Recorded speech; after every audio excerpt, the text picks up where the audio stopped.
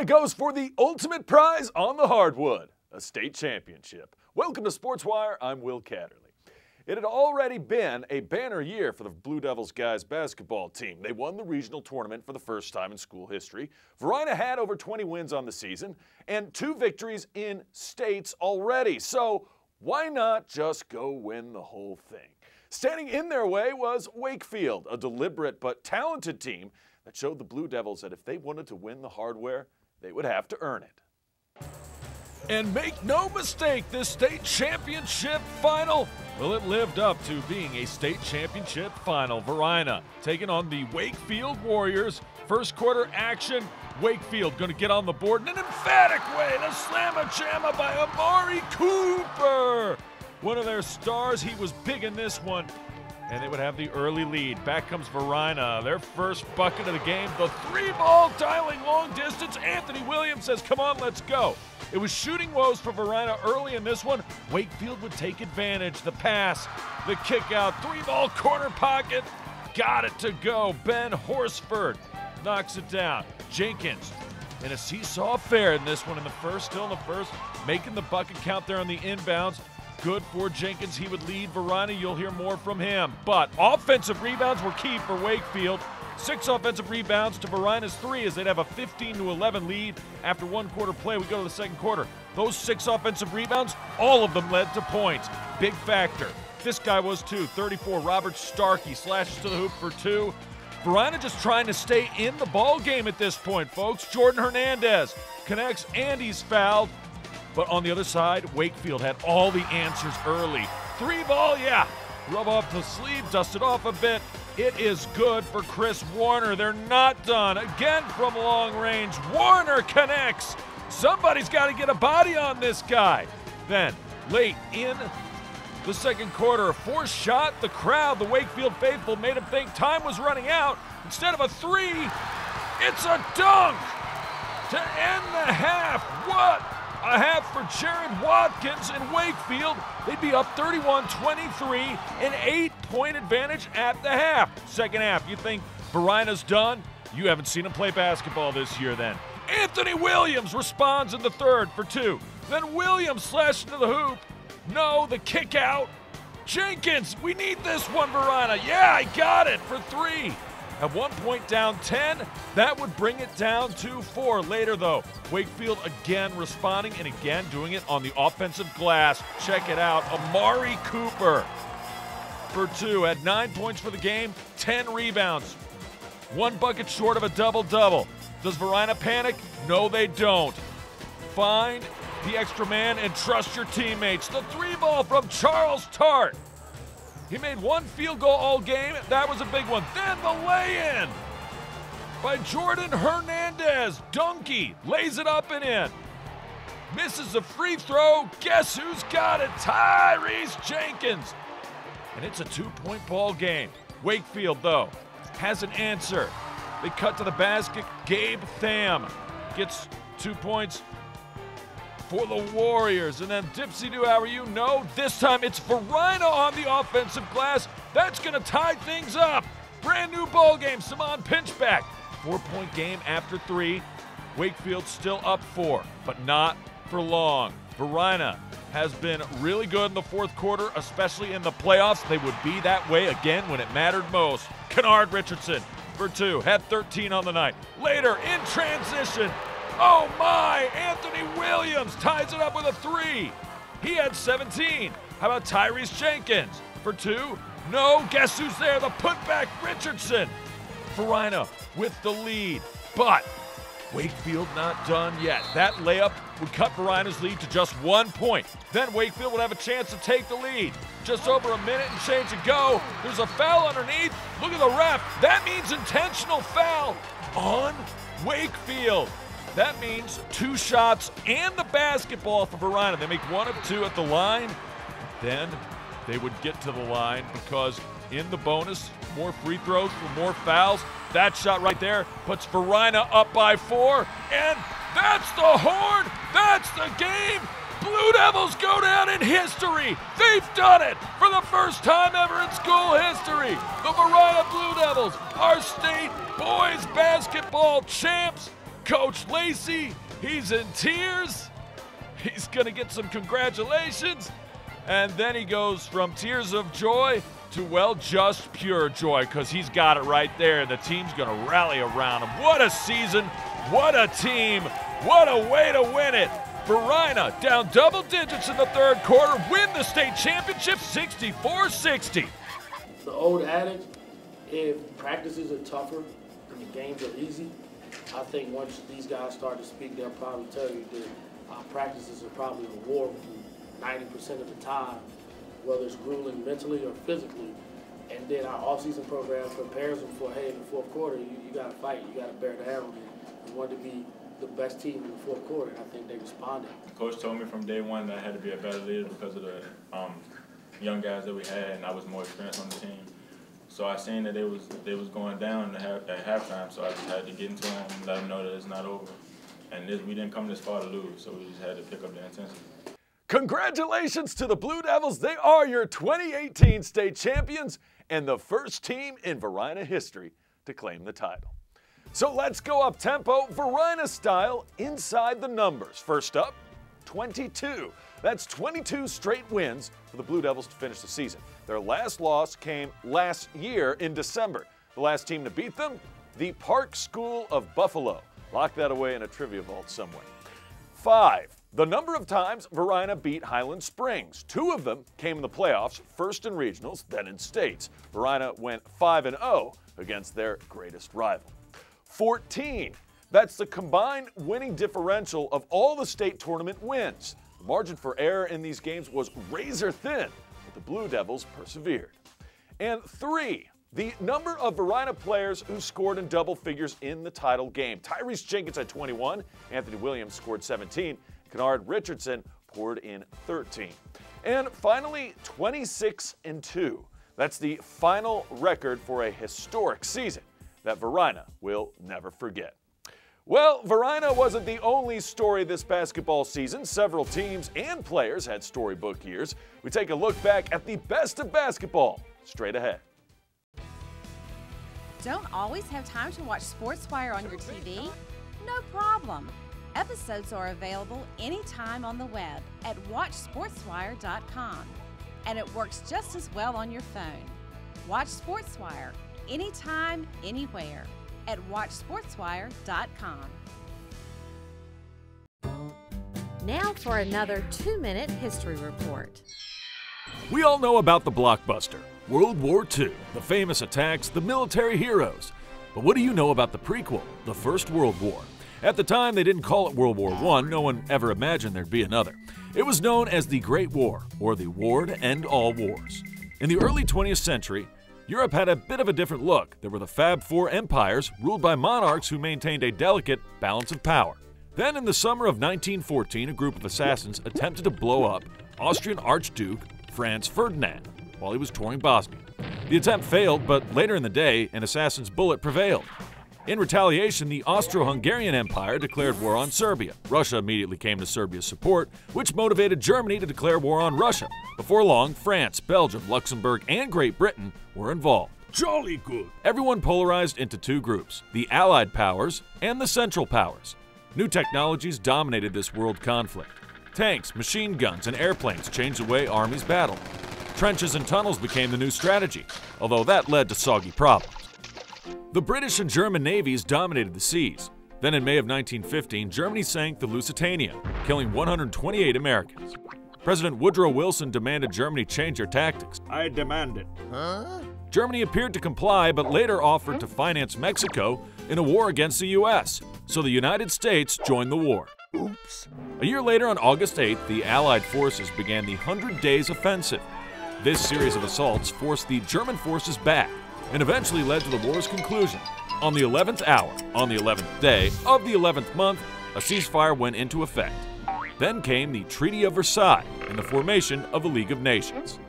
This war changed the landscape of Europe. Monarchs were out, the 4 great empires were gone, and new countries emerged. So here it is in a nutshell. Europe used to be led by the Big Four, until a bullet made Franz no more. Conflicts arose, triggering numerous hawks. Success meant machine guns, tanks, and dry socks. The ceasefire became a celebrated day, although the next war was few years away. That was World War I in 2 minutes. Welcome back to Sportswire. What a fun season of hoops we've had here in Henrico. On the guys' side, Freeman was beyond impressive, only losing 3 regular season games and finally going down in regionals to the future state title winner. What can you say about Highland Springs? A .500 record, barely able to qualify for the postseason, the Springers made a heck of a run, making it to states and winning in the opening round as well. The Lady Springers reminded us that in spite of their young roster, they're not going anywhere anytime soon as they reach the state tournament yet again. Jada Walker was phenomenal and will be back to lead them next season. Speaking of individual greatness, Tucker's Brianna Payne hit the 1,000-point milestone this year for the Lady Tigers. So let's take another look back at the best in basketball.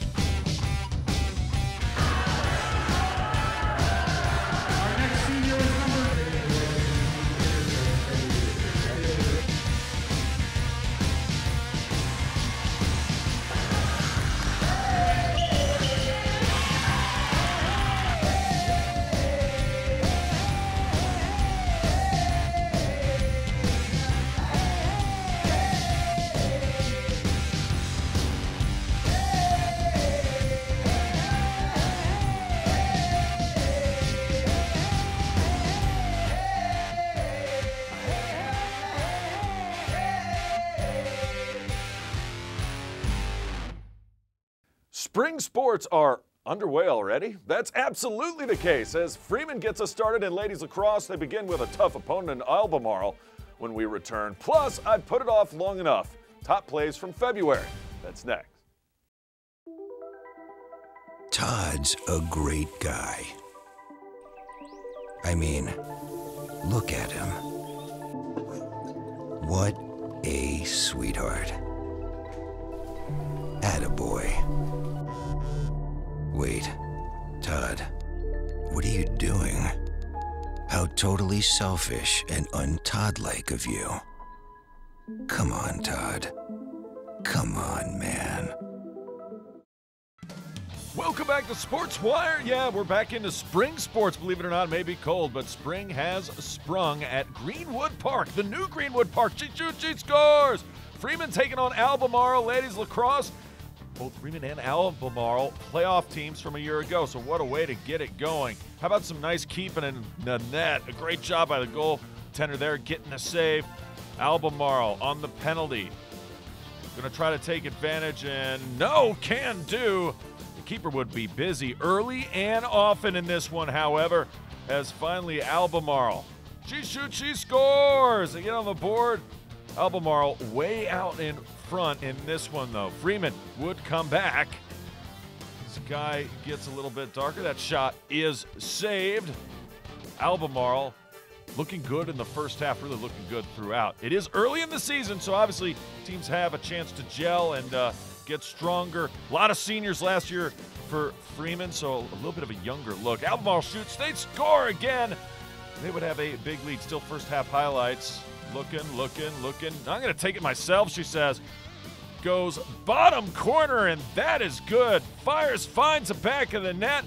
Albemarle all over Douglas Freeman, 7-1 after one half. Second half, Freeman going to get back on the scoreboard. She shoots, she scores on the penalty. Second goal of the evening for Douglas Freeman. But it was way too much Albemarle on this night. Again, early in the season, we'll see how teams react, but they win it. 11-3 is your final. And now for the often imitated but never quite duplicated top plays of the month. Number 5, we go back to February, an ode to regional track and field. This is Pearl Nagby of Hermitage. She won the 55 meters. She won the 300 meters. This is the 500. And yeah, she's going to win that too. Britton Wilson wasn't here because, well, she didn't have to be. She already qualified for states. Pearl Nagby wins all 3 events for the Big Hern. Number 4, 3 cheers for swimming. Carter Bristow, seen here, had won 4 events in regional swimming to help the Freeman Lady Rebels win regionals, and they weren't the only ones. There she is, getting one of her several medals. As I said, she won 4 events, just dominant in the pool. So is this guy, Dane Ripple. What a name for a swimmer. Freeman sweeps guys and girls, and sometimes it's just all about the hair. Number 3, you gotta love wrestling at this stage. You get the states or regionals. We're in regionals in this one. First, look at the passion and emotion from Christopher Tate for Verina. He gets a win. Later on, several winners in this for Henrico. Check out Ryan Morton for J.R. Tucker. This is why you love wrestling at this level, because when you get to this stage, there's so much more emotion just poured out and left on the mat. They work hard. Congratulations to them. We go to number 2. Don't try this at home unless you're a superstar like Kendra Jones at Deep Run. Oh my goodness. 9.25 on the vault. Best for everyone in regionals.